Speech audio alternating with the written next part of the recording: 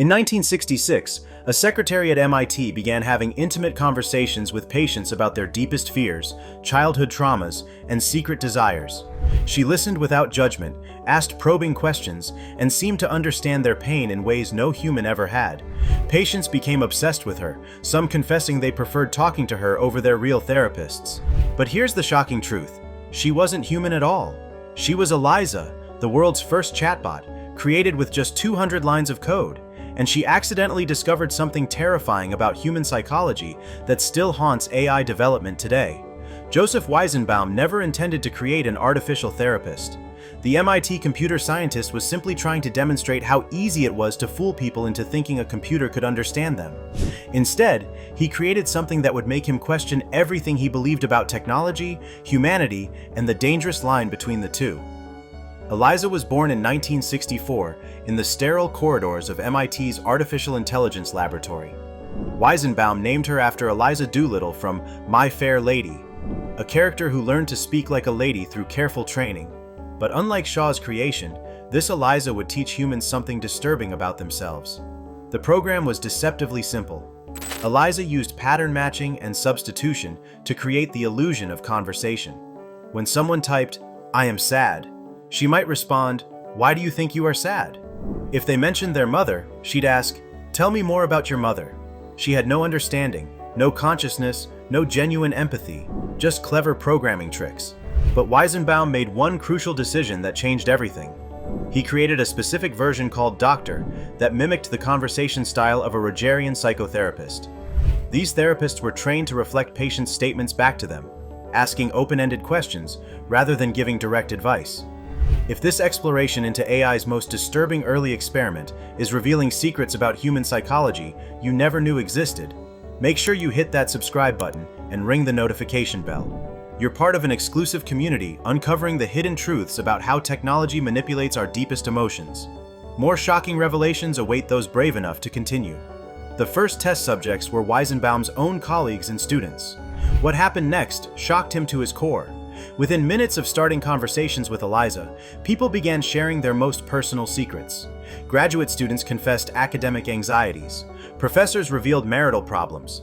Complete strangers opened up about childhood abuse. One secretary who had regular access to ELIZA became so attached that she would ask Weizenbaum to leave the room so she could have private conversations with the program. She knew it was a computer, but she didn't care. For her, ELIZA felt more understanding than any human she'd ever encountered.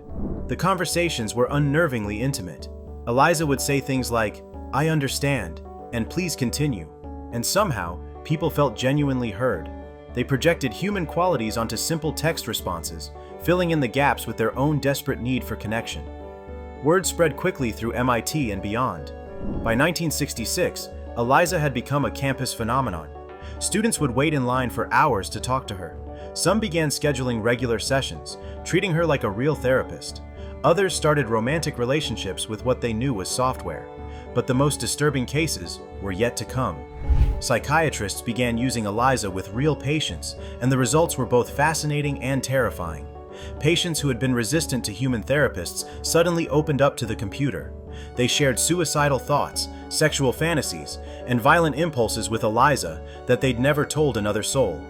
Dr. Kenneth Colby, a psychiatrist at Stanford, became ELIZA's biggest advocate. He believed computers could revolutionize mental health treatment, providing therapy to millions who couldn't afford human therapists. He started using ELIZA in his practice and published papers claiming she was as effective as human therapists for certain conditions. Weizenbaum watched this development with growing horror. He had created ELIZA to show how easily humans could be deceived by simple computer tricks. Instead, he had unleashed something that was being used to manipulate vulnerable people's deepest emotions. The breaking point came when Weizenbaum's own secretary, who had been using ELIZA regularly, made a confession that would haunt him for the rest of his life. She told him that she preferred talking to ELIZA over talking to him because the computer never judged her and always listened. This was the moment Weizenbaum realized he had created something monstrous. People weren't just being fooled by ELIZA, they were choosing her over human connection. They were replacing genuine relationships with scripted responses and calling it more authentic. He began studying the transcripts of ELIZA conversations and discovered patterns that disturbed him deeply. People were projecting complete personalities onto the program. They assumed ELIZA remembered previous conversations, understood their emotions, and cared about their well-being. None of this was true, but the illusion was powerful enough to create genuine emotional dependency. One patient told ELIZA, "I think you're the only one who really understands me." Another confessed, "I feel like I can tell you things I could never tell another person." These weren't just words. Brain scans later showed that people talking to ELIZA exhibited the same neural patterns as those having intimate conversations with close friends. Weizenbaum published his findings in 1976 in a book called Computer Power and Human Reason. In it, he warned that ELIZA represented a fundamental threat to human dignity. He argued that using computers to simulate human empathy was not just dishonest, it was dehumanizing. But it was too late. ELIZA had already spawned dozens of imitators. Psychiatrists were building their own chatbot therapists. Computer scientists were creating more sophisticated conversation programs. The ELIZA effect, the human tendency to attribute human qualities to computer responses, had become a recognized psychological phenomenon. The most chilling part of Weizenbaum's research was his discovery that intelligence wasn't necessary for emotional manipulation. ELIZA worked not because she was smart, but because humans were desperate to be understood. People would rather talk to a computer that seemed to listen than a human who might judge them. This revelation shattered Weizenbaum's faith in artificial intelligence. He spent the rest of his career warning about the dangers of replacing human relationships with computer simulations. He argued that there were some things computers should never be allowed to do, no matter how technically possible they became. The ELIZA effect didn't fade, it intensified. As computers became more sophisticated, people became even more susceptible to emotional manipulation by machines. Modern chatbots use ELIZA's techniques combined with massive databases and machine learning to create illusions of understanding that are virtually indistinguishable from real empathy. Today, millions of people have intimate conversations with AI assistants, chatbots, and virtual companions. They share secrets with Siri, seek advice from ChatGPT, and form emotional bonds with character AI. The line between artificial and authentic emotion has become so blurred that many people prefer digital relationships to human ones. But here's the final twist that would have terrified Weizenbaum. Modern research suggests that some people actually do receive genuine psychological benefits from talking to chatbots. Studies show that AI therapy can reduce anxiety, depression, and suicidal ideation in certain patients. The question is no longer whether it works, it's whether we should allow it to work.